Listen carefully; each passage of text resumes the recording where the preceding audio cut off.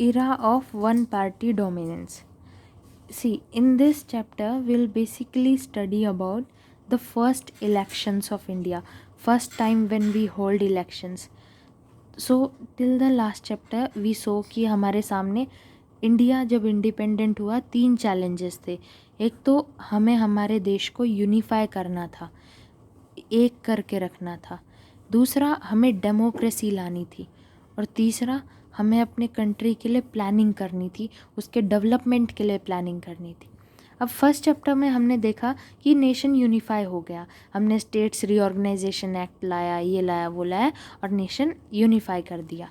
मतलब पाकिस्तान के अलग होने के बाद हमने और टुकड़े नहीं होने दिए. अब हमारे सामने चुनौती थी लोकतंत्र लाने की, हमारे कंट्री में डेमोक्रेटिक रूल लाने की. अब वो कैसे लाया जाए, तो हम एक बार सर्कमस्टांसेस की तरफ देखते हैं, उन परिस्थितियों की तरफ देखते हैं जिस परिस्थितियों में हमारा देश आज़ाद हुआ था. उन परिस्थितियों में जैसे क्या उस समय परिस्थितियाँ थी, कैसा सीन था चारों तरफ जब इंडिया आज़ाद हुआ. सीन था पार्टीशन, और वो भी ब्लडी पार्टीशन, पूरी तरह से खून खराबा, हिंदू मुस्लिम से एक दूसरे को मार रहे थे. ऐसी परिस्थितियों में इतना पार्टीशन के बाद दोनों कम्युनिटीज़ एक दूसरे की दुश्मन हो गई थी. तो ये एक सिचुएशन थी, एक सच्चाई थी उस समय की. फिर BPL, below poverty line, poverty में दुनिया भर के लोग धंसे जा रहे थे. तो हमारी बहुत बड़ी पॉपुलेशन पुअर थी, 95% के आसपास पॉपुलेशन हमारी पुअर थी, अनएम्प्लॉयड थी, बेरोज़गार थी. और एथनिक कॉन्फ्लिक्ट्स थे और बहुत सारे, ये 4 हैं, हज़ारों ऐसी परिस्थितियाँ थी जिसमें हमारा देश आज़ाद हुआ. तो अब ऐसे परिस्थितियों के अंदर हम अपने सपनों को, क्योंकि आज़ाद भारत का एक सपना था लोकतंत्र लाना, हम अपने सपनों को कैसे आगे बढ़ाएं, हम कैसे लोकतंत्र को बनाएं अपने देश में, क्योंकि हमारे सामने चुनौतियां बहुत थी. हिंदू मुस्लिम्स को यूनाइट करना था, अपने लोगों को पॉवर्टी से बाहर निकालना था, एम्प्लॉयमेंट प्रोवाइड करवाना था, बहुत सारी चुनौतियाँ थी. तो ऐसी सिचुएशन में कैसे हम अपनी कंट्री को वो डेमोक्रेटिक बनाएं. तो हम एक बार बाकी देशों की तरफ देखें. उस समय 1947-48 में जितने भी देश आज़ाद हुए, उन देशों में डेमोक्रेसी नहीं आ पाई. एक सर्कमस्टांस ये भी था कि उन देशों में, तो जितने भी नेशंस उस समय आज़ाद हुए, जब हमारे साथ जितने भी आए 1947-48 में जितने भी दूसरे देश आज़ाद हुए, ज़्यादातर में डेमोक्रेसी नहीं आ पाई. कारण क्या था, इन देशों के जो लीडर्स थे वो कहते थे कि हमारे अंदर डिफरेंसेस हैं, हमारे कंट्री के अंदर लोग एक दूसरे से में अंतर है, हमारे कंट्री में डिफरेंसेस हैं, लोगों में बनती नहीं है. अब ऐसे में अगर हम डेमोक्रेसी लाएंगे, तो डेमोक्रेसी क्या है, डेमोक्रेसी तो डिफरेंसेस को मानना है. इंडिया के अंदर हम सब मानते हैं डाइवर्सिटी बहुत ज़्यादा है, डिफरेंसेस बहुत ज़्यादा है, लेकिन इंडिया अपने डिफरेंसेस को मानता है, पहचानता है, उस डाइवर्सिटी को पहचानता है, इसलिए वो डेमोक्रेसी है. तो ज़्यादातर ये देश बोले कि ये जो हम डिफरेंसेस है ना, डेमोक्रेसी में हमें इन डिफरेंसेस को पहचानना पड़ेगा, हमें कॉन्फ्लिक्ट्स को जगह देनी पड़ेगी, हमें हर एक आदमी की बात सुननी पड़ेगी. तो अगर हम ऐसा करेंगे तो हमारी नेशनल यूनिटी खतरे में पड़ जाएगी. ठीक है, और हमारी प्रायोरिटी है हमारी नेशनल यूनिटी को बचाना, ना कि कॉन्फ्लिक्ट्स, डिफरेंसेस, लोगों की बातें सुनना, इन सब चीज़ों में हमारी रुचि नहीं है. हमारा काम है कि हमारी नेशनल यूनिटी बनी रहे, और सिर्फ इसी कारण हम डेमोक्रेसी नहीं ला सकते. तो ये नॉन डेमोक्रेटिक गवर्नमेंट, जितने भी देश उस समय आज़ाद हुए वो ज़्यादातर नॉन डेमोक्रेटिक गवर्नमेंट से चलते थे, वहाँ डेमोक्रेसी नहीं आई. या तो वहाँ कोई एक सिंगल रूलर रूल करता था, या कोई सिंगल पार्टी रूल करती थी, या कोई आर्मी वाला रूल किया करता था. तो लेकिन इंडिपेंडेंट इंडिया ने एक अलग ही रास्ता चुना, एक बहुत ही डिफ़िकल्ट टास्क. इंडिया ने रिस्क लेने की सोची कि हाँ, हमारे अंदर भी डिफरेंसेस हैं, हमारी भी प्रायोरिटी नेशनल यूनिटी है, लेकिन हम डेमोक्रेसी लाएंगे, हम रिस्क लेंगे, हम अपने कॉन्फ्लिक्ट्स को भी पहचानेंगे और यूनिटी को भी बचाएंगे और डेमोक्रेसी लेकर आएंगे. तो इंडिया ने डेमोक्रेसी का एक दूसरा path, see I have beautifully created this, see very different path. India ने इस पाथ से अलग अपना एक अलग पाथ चुन लिया. क्या पाथ चुना, डेमोक्रेसी का पाथ चुना. अब कारण क्या था कि इंडिया ने डेमोक्रेसी क्यों चुनी, कारण था क्योंकि डेमोक्रेसी हमारे फ्रीडम स्ट्रगल का बेस था. जब हम फ्रीडम स्ट्रगल लड़ रहे थे उस समय हमने इन्हीं आइडियल्स के दम पर अपना फ्रीडम स्ट्रगल लड़ा था। हमारे लीडर्स हमेशा इन आइडियल्स को चेरिश किया करते थे। डेमोक्रेसी, इक्वालिटी, फ्रेटर्निटी, ये वो आइडियल्स थे जिन पर हमने अपना फ्रीडम स्ट्रगल लड़ा। फिर हमारे यहाँ डिफरेंसेस थे, कॉन्फ्लिक्ट्स था, डाइवर्सिटी थी, तो हम अपने डिफरेंसेस को एक दूसरे के सामने रख पाए। कॉन्फ्लिक्टिंग जो एस्पिरेशंस थी, जो विचारधाराएं एक दूसरे से बनती नहीं थी, बनती बिगड़ती विचारधाराओं को भी कौन अपने में समेट लेती है? डेमोक्रेसी। इस कारण हम डेमोक्रेसी लेकर आए। लेकिन जहाँ भी डेमोक्रेसी होगी वहाँ पॉलिटिक्स ज़रूर होगी। जहाँ भी डेमोक्रेसी होती है वहाँ पॉलिटिक्स ज़रूर होती है। तो पॉलिटिक्स को एक प्रॉब्लम की तरह ना लेकर हमारे लीडर्स ने इसे एक प्रॉब्लम सॉल्व करने के तरीके के तौर पर लिया। They did not take it as problem, they took it as a way to solve the problems. Okay. और जहाँ भी पॉलिटिक्स होती है, पॉलिटिक्स है तो केवल दो कारणों से होती है। पॉलिटिक्स के केवल दो उद्देश्य होते हैं। पॉलिटिक्स कहीं हो रही है तो वहाँ दो ही एम्स होते हैं, एक कंपटीशन और एक पावर। ठीक है, या तो हम पावर में आ जाएं या कंपटीशन बना रहे, ये दो एम्स होते हैं, केवल दो लक्ष्य होते हैं पॉलिटिक्स के। लेकिन हमारे लीडर्स ने इसका भी एक नया रास्ता खोजा, और वो रास्ता था कि हम पब्लिक इंटरेस्ट को सबसे ऊपर रखेंगे। हम पॉलिटिक्स करेंगे लेकिन पावर के लिए नहीं करेंगे, कंपटीशन के लिए नहीं करेंगे, हम पब्लिक इंटरेस्ट को पूरा करने के लिए करेंगे, हम लोगों के मुद्दों को आगे रखने के लिए पॉलिटिक्स करेंगे। तो इस तरह से इंडिपेंडेंट इंडिया की डेमोक्रेसी को एस्टेब्लिश करने की वो जो मुहिम थी वो शुरू होती है ना। एज वी ऑल नो कि हमने कॉन्स्टिट्यूशन 26 नवंबर 1949 को अडॉप्ट कर लिया था, 24 जनवरी 1950 को साइन किया था, और 26 जनवरी 1950 को ये हमने अपने आप को दे दिया था, इफ़ेक्ट में आ गया था। तो 26 नवंबर 1949 इस दिन हमने अडॉप्ट किया, लेकिन हमने 26 जनवरी का दिन चुना। कारण ये था क्योंकि 26 जनवरी को पूना पैक्ट हुआ था, जहाँ पर हमने पूर्ण स्वराज की बात की थी। तो उस दिन की यादगार में हमने इसे 2 महीने टाल दिया और 2 महीने बाद अपना रिपब्लिक डे मनाने की सोची। उससे 2 दिन पहले 24 जनवरी को ये साइन किया गया था। तो ये जब हो रहा था कि भाई अडॉप्ट हो रहा है, साइन हो रहा है, फिर इफ़ेक्ट में आया, इस कोर्स ऑफ एक्शन के दौरान हमारे यहाँ पर कोई गवर्नमेंट नहीं थी, इंडिया का इलेक्शन नहीं हुआ, इंडिया ने कोई गवर्नमेंट इलेक्ट नहीं की। रेदर इंडिया के यहाँ पर इंटरिम गवर्नमेंट थी। इंटरिम गवर्नमेंट वो गवर्नमेंट होती है जो लोगों द्वारा नहीं चुनी जाती, वो तो बस यूँ ही अपॉइंट कर दी जाती है। ठीक है, नेहरू जी, अब नेहरू जी को किसी ने पहले चुना थोड़ी ना था, वो तो बस यूँ ही अपॉइंट कर दिए गए थे कि चलो आप प्राइम मिनिस्टर बन जाओ। ठीक है, वो बाद में चुन कर आए थे। तो interim government is the government which is not elected democratically by the people, it is rather being elected democratically, it is appointed government. ठीक है, तो अब हमने सोचा कि अब हमारे पास रूल्स रेगुलेशंस भी हो गए, कॉन्स्टिट्यूशन मीन्स रूल्स रेगुलेशंस भी हो गए, तो अब मशीनरी भी सेटअप कर देते हैं। तो हमने डेमोक्रेटिकली इलेक्टेड गवर्नमेंट, हमारी एक इलेक्टेड गवर्नमेंट, इंटरिम गवर्नमेंट तो थी ही, अब एक इलेक्टेड गवर्नमेंट चुनने की सोची कि चलो एक गवर्नमेंट ही बना दे। तो अब गवर्नमेंट को इलेक्ट करने के लिए क्या करवाना है? इलेक्शंस करवाने। तो what we did was, elections करवाने के लिए हमने सोचा कि ये 2-3 महीनों का काम है, तो चलो इलेक्शन कमीशन सेटअप किया जाए। तो हमने जनवरी 1950 में इंडिया ने अपना इलेक्शन कमीशन सेटअप किया, and the first chief election commissioner was Sukumar Sen. So बढ़िया, सुकुमार सेन इंडिया के फर्स्ट चीफ इलेक्शन कमिश्नर बन गए, मिठाई विठाई बांटी गई।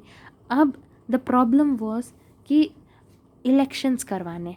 अब पहले तो सोचा था 2-3 महीनों का काम होगा, लेकिन धीरे धीरे पता चला कि this is a very difficult task. इतने बड़े कंट्री में इलेक्शन करवाना इतना आसान काम नहीं है। So what were the problems, we will see now.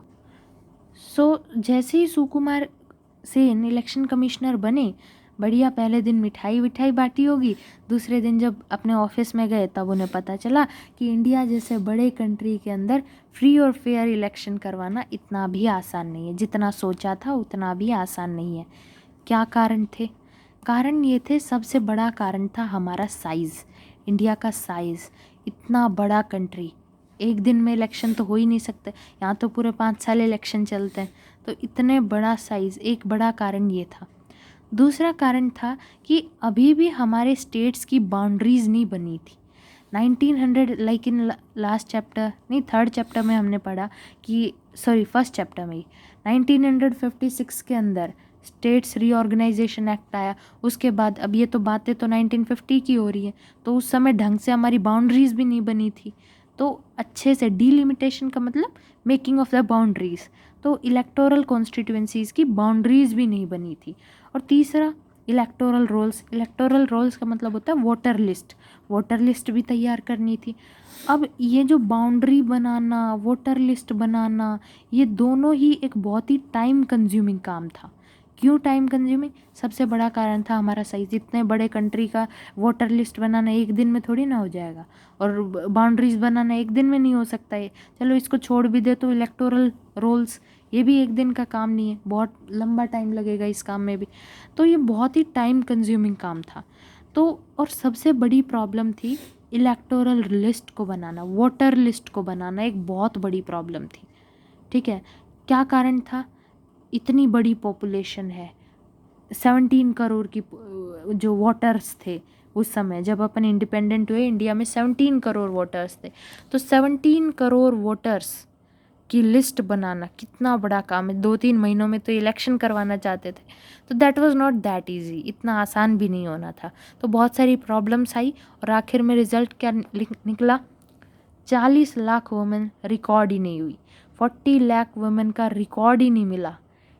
मतलब वोटर लिस्ट बनाई, उसमें 40 लाख वुमेन, उनका नाम ही नहीं था। और बहुत सारी वुमेन वो गलत तरीके से लिस्टेड थी। जैसे गलत तरीके से लिस्टेड का मतलब है, जैसे ये वोटर लिस्ट बनाई तो इसमें डायरेक्ट वुमेन का नाम ना देके, जैसे सीता देवी, ऐसे डायरेक्ट नाम ना देके वुमेन का ऐसे लिखा गया वाइफ ऑफ राम कुमार। ठीक है, इस तरीके से लिखा गया, डायरेक्ट वुमेन का नाम नहीं लिया गया। Otherwise, she also has her own identity, but no, her name was not written. Wife of Ram, daughter of Lakshman, this that, ऐसे नाम लिए गए। तो ऐसे इलेक्शन कमीशन ने पूरी तरीके से रिजेक्ट कर दिया कि गांव में राम कुमार तो 10 होंगे, तो क्या कैसे रिकॉग्नाइज करोगे कि कौन सी है ये औरत, कौन से राम कुमार की वाइफ है। So direct right her name. तो इलेक्शन कमीशन को समझ में आ गया कि ये काम बिल्कुल भी आसान नहीं होने वाला है। अगर उस समय इलिटरेट पॉपुलेशन थी तो ऑफिसर्स भी बहुत ज़्यादा इलिटरेट होंगे, तो ये काम इतना आसान नहीं था। तो इलेक्शन कमीशन ने कहा कि ये जो वोटर लिस्ट है इसे रिजेक्ट कर दिया। ठीक है, ऐसी जो वोटर लिस्ट बना कर लाए थे उसको इलेक्शन कमीशन ने रिजेक्ट कर दिया कि या तो इसको रिवाइज़ करके लाओ, इसे सुधार कर लाओ, या फिर इसे डिलीट करो, नई बना कर लाओ। ठीक है, तो ऐसा हुआ था। उसके अलावा हमारा जो पहला इलेक्शन था वो बहुत यूनिक था। कारण क्या? दुनिया में सबसे यूनिक इलेक्शंस कहेंगे इसे। क्या कारण था? क्योंकि इतने बड़े स्केल पर दुनिया में पहले कभी इलेक्शन नहीं हुआ। No election on this scale had been conducted ever before in this world. ठीक है, because India whenever it does something that is a record, world record, क्योंकि वो दुनिया में पहले कभी नहीं होता। They are 130 crore and they can do anything. तो वो इलेक्शंस भी कुछ ऐसा ही था। इलेक्शंस ऐसे इतने बड़े स्केल पर दुनिया में कभी नहीं हुए and the entire world was laughing on us. ठीक है, 17 करोड़ हमारे वोटर्स थे, इतनी पॉपुलेशन नहीं होती किसी देश की, उतने हमारे वोटर्स थे। इन वोटर्स को 3200 MLAs चुनने थे। ठीक है, 17 करोड़ वोटर, 3200 विधायक चुनेंगे, 489 MP चुनेंगे। ठीक है, और इस काम के लिए 3 लाख ऑफिसर एंड स्टाफ को ट्रेन किया गया इलेक्शन कमीशन द्वारा। इलेक्शन कमीशन ने 3 लाख अफसरों का एक स्टाफ तैयार किया, स्टाफ को ट्रेनिंग दी कि आप इतने करोड़ लोगों से इतने MLA चुनवाइए, इतने MPs चुनवाइए। तो अब सबसे बड़ी इसमें ट्विस्ट क्या था? ये 17 करोड़ पॉपुलेशन थी ना, इसमें केवल 15% लिटरेट थे, 15% लोग पढ़े लिखे थे। आप सोचिए 85% हमारे लोग इलिटरेट थे। लगभग 14 करोड़ पॉपुलेशन अनपढ़ थी, उन्हें पता ही नहीं था कौन इलेक्शन, क्या बटन, कुछ नहीं, क्या लिखना, क्या करना, कुछ नहीं पता था। केवल उन्हें ज़बरदस्ती वोट दिलवाना था, 14 करोड़ लोग, जिनमें से बस कुछ 2-3 करोड़ ही पढ़े लिखे थे। तो इलेक्शन कमीशन एक स्पेशल मेथड ऑफ वोटिंग को ढूंढ रही थी, कुछ सादा सा इन लोगों से वोट करवा लिया जाए। अब उनको जैसे पिछली साल हमने बहुत टफ टास्क ढूंढे थे कि किन किन तरीक़ों से, सो 15% population, this was literate alone.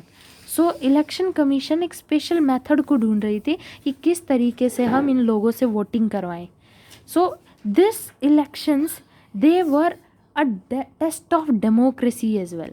ये इंडिया का ही टेस्ट नहीं था कि इतनी करोड़ पॉपुलेशन को, और जिसमें से इतने ज़्यादा इलिटरेट थे, अनपढ़ थे, ऐसी अनपढ़ और बिल्कुल गरीब जनता का इलेक्शन करवाना ना केवल ये इंडिया का टेस्ट था, ये डेमोक्रेसी का भी टेस्ट था। ये क्या डेमोक्रेसी गरीब और अनपढ़ देश में सक्सेसफुल है? तो ये एक सवाल था। And entire world it was laughing over us कि कैसे बेवकूफ़ लोग हैं, they could have easily they could bring dictatorship. There leaders like Nehru, they are very popular among them. Without public opinion, they can become the leader. Why are they doing elections? And then also Indian government, it not only conducted elections, majority, the Congress, it also got majority. So democracy का भी test था कि is democracy possible, क्योंकि उससे पहले यही लगता था कि डेमोक्रेसी केवल बड़े बड़े देशों में और जो अमीर देश हैं उसमें सक्सेसफुल है। लेकिन इंडिया के फर्स्ट इलेक्शन 1951 के first election, it gave the world an idea, it gave the world that the world, it challenged us and it gave a reply, it gave a response that yes, democracy is possible even in the developed, underdeveloped and the illiterate nations as well. So this was, and I may tell you that there might be some questions from like which I think that there is a possibility this might come. So like in 1 mark these can come, in 4 mark this can come. Why the first election it was unique? So you can write that it was the only election that was held in such a large scale. Ever before any such election was not held. Then there was a huge voter population, mass voters, okay, 17 crore voters. Then these many MLAs had to be elected, 489 MPs had to be elected. So you can also mention about this, and also mention about that this was a test of, this was unique because this was a test of democracy. So this is what we have to mention.